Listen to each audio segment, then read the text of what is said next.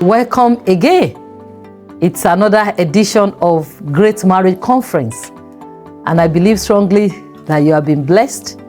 If you have been learning, please do not keep this channel to yourself alone. Share with your family, friends, and fans. Let people partake in this great conference, Great Marriage Conference. Today, I will be talking about team building in marriage. Team building in marriage. Working as a team, having a team spirit is an important requirement to build a great marriage. You must not see your spouse as an opponent. You must not see each other as a competitor. You must see each other as a team. And as a team, you are working with the same focus, with the same agenda, with the same expectation. So there is need to sit down and discuss this matter extensively so that you can put forward a team spirit, a team attitude, a team thinking, and it will rub off on all aspects of your family life. The Bible says that two are better than one because they have a better reward for their labor. Ecclesiastes chapter 4 verse 9. You are better when you stand in unity. And let me also remind you that any house that is divided against itself cannot stand. If you are working in division, you'll be wasting time, you'll be wasting resources, you'll be misleading your children. Division will not take you further. It is the power of unity that can make you execute your project, that can make you advance, that can make you progress as a couple. The Bible says in Psalm 133 verse 1, how good and how pleasant it is for brethren to dwell together in unity. It brings pleasantness, it brings transparency, it brings good hearts. You'll be able to look for the good of your spouse when you have team building spirit. You must work as a team. Marriage requires team spirit. You must work as a team. You must see each other as a team. You must think as a team. When you think as a team, you look for the good of each other. You will not be looking at winning arguments, any arguments. You are looking for the good of each other. I will share some tips that will make you build as a team in your marriage. I will be back shortly. Stay tuned.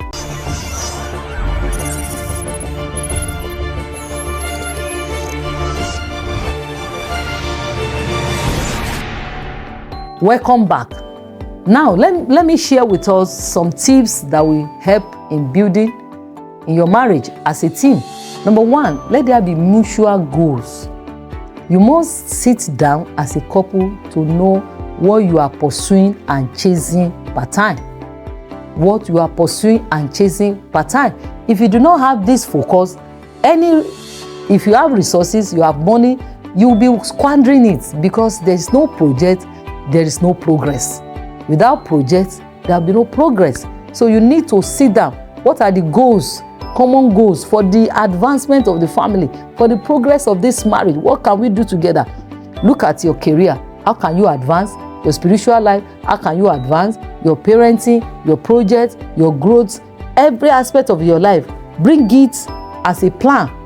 How can we progress? What can we do together?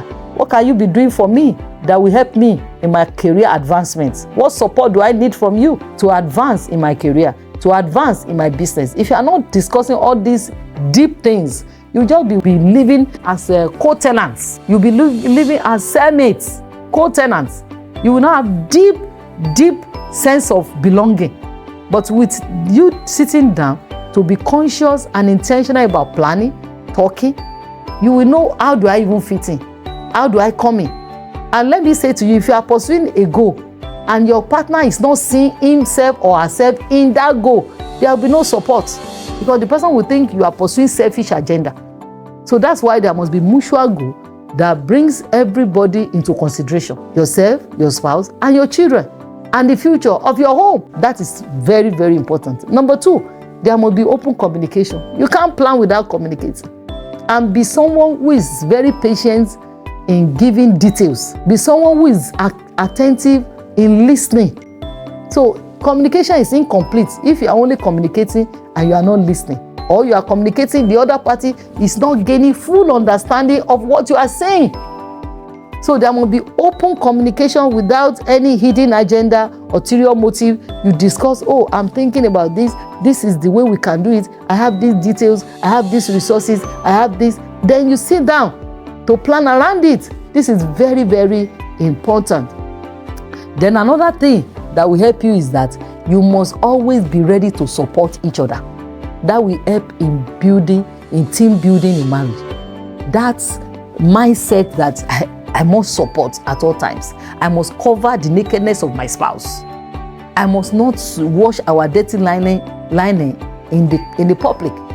That spirit of being ready, being willing to support must always be there. That will help you in team building. Support your spouse. Don't feel threatened when your wife or your husband is doing well. Don't feel insecure.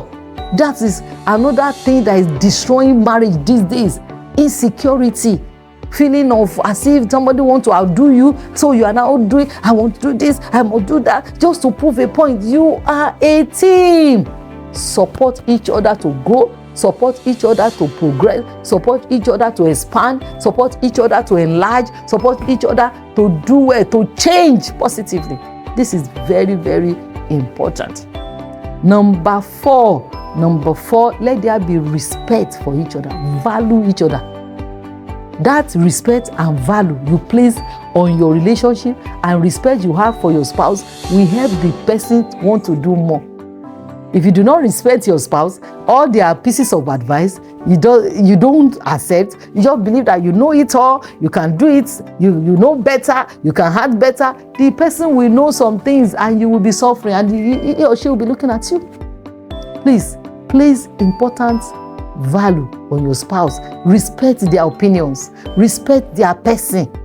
Don't just write off your spouse, talk anyhow and say, there's nothing good that you are doing in this house. There's not. The fact that you're having peace of mind to even think and have ideas to run your business is a plus. If the atmosphere at home is tensed, if the atmosphere at home is hot, you will not be in the right frame of mind to run your business, to act better at work, to do anything good. You will not be able to, because the atmosphere is not supporting the progress that you desire. So give kudos to your spouse. They may not be physically carrying your laptop for you, but the atmosphere of peace that your spouse is creating for you to be coordinated to progress is a blessing. It's a blessing. Value your spouse. Value your husband. Value your wife. Value the contribution of your spouse. Value the support that your spouse is giving you. So this is very important. Another thing that will help your team spirit is to be transparent. Transparency is very, very important. Faithfulness, transparency, openness is very important. So if you are a secretive spouse, your spouse will not want to be in a team with you because he or she does not know the agenda you are pursuing. He or she does not know the agenda you are pursuing.